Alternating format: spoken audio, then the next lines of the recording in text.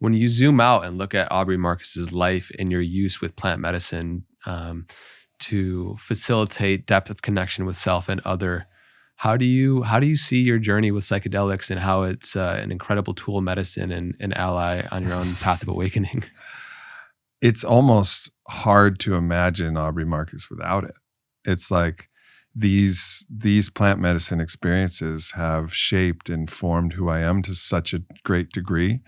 Like, it's difficult to even imagine what the other path would look like, because it's been 24 years now, and so, yeah, I remember myself as a teenager, and I remember myself, but I really just remember playing basketball and thinking about girls, but I also remember a kind of constant anxiousness, anxiety, neurosis that was present.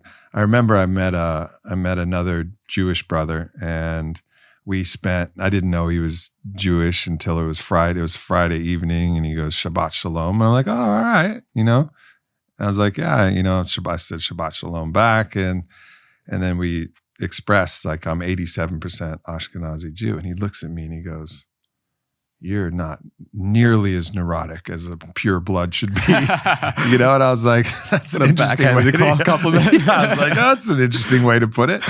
But I think that all of this work, going into the fire over and over again and having all of these feelings come and project forward onto a big movie screen that I'm actually watching and a part of, and working through them in the most exaggerated form, because that's what a lot of these medicines do. They bring everything that's from the inside and allow you to see them and deal with them and feel them. A lot of people even say, like, oh, cannabis makes me anxious. No, it doesn't. Cannabis reveals the anxiousness that you have inside. And I'm not saying that everybody should do cannabis. I'm not saying that's the only path. There's many, many paths, but I fundamentally believe that these psychedelics aren't doing anything to you other than showing you aspects of yourself that allow you the opportunity to deal with them.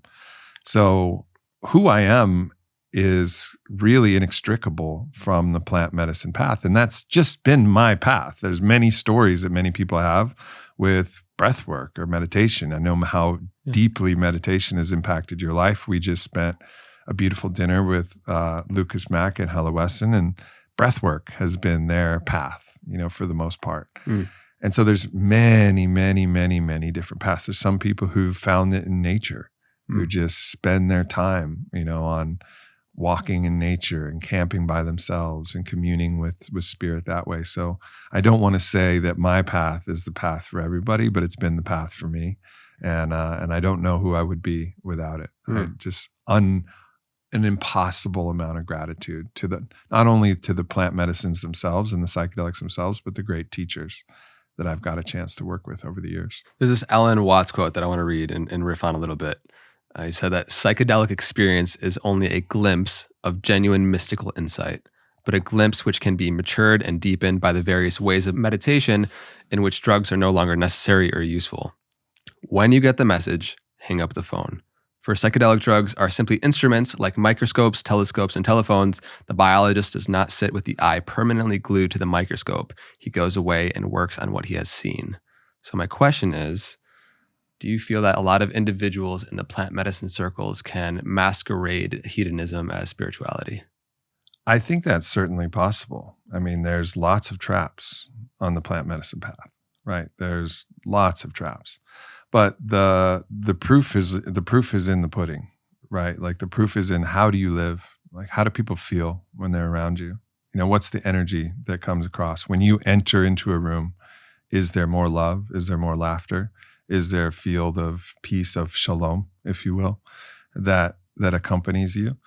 And that, to me, is the determinant of what's going on. Now, when you find somebody, no matter how much medicine they've done, that's dysregulated, you'll see signs of potentially paranoia or signs of inflation where you can tell that they somehow think they're better than everybody else, or you can see signs of escapism or see signs where they're retracted, because they're kind of constantly in their own world. And so there are plenty of traps that people can fall in. That quote, I think, has some merit, but it's also doesn't entirely encapsulate it. Because let's say you're on the phone with God, and let's say you got God's number, and you talk to God once, and you say, "Oh, God, thank you," and you hang up the phone and you never dial it again. Would you do that? Like, no, you got God's phone number. You're going to call him up. He's your buddy.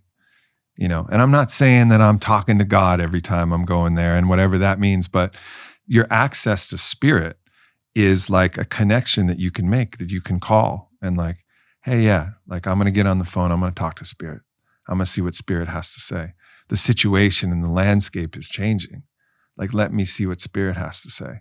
So that's the issue that I have with that quote, which is used all of the time. As a psychonaut, I hear that quote all the time because people are like, oh, you're doing too many plant medicine journeys. I'm like, all right, fair enough. Do you realize how much I love my fucking life? Like, I don't know what grounds you're saying that I should be doing something different, but if it's radical happiness, love, joy, performance, physical, mental, emotional, spiritual, financial, like I don't know what you're criticizing me for. However, this is working for me, and I think it's because there's both a humility and also a genuine connection that I'm making that's allowing me to converse with potentially just the higher aspects of myself, potentially just my own soul, potentially something that includes and transcends my soul. And so while I feel like there is some merit to that, you have to bring it into your physical form. You can't use this as a form of escapism. You can't use it as the only thing you're looking forward to in your day. Like, you have to be able to find the ecstatic and find the rapture and find those feelings all over the place. Your tears need to be close. Your laughter needs to be close. That joy of being with, your friends and sharing life. It all needs to be close to the surface. And if the plant medicine path isn't taking you closer and ever closer to that, then you really need to adjust, slow down, find a different path. So I think it really just depends. It depends on the individual. And that quote isn't a universal, but it also tells a caveat of like, hey, there are traps here. There are pitfalls and there are issues. But it's just different for every person.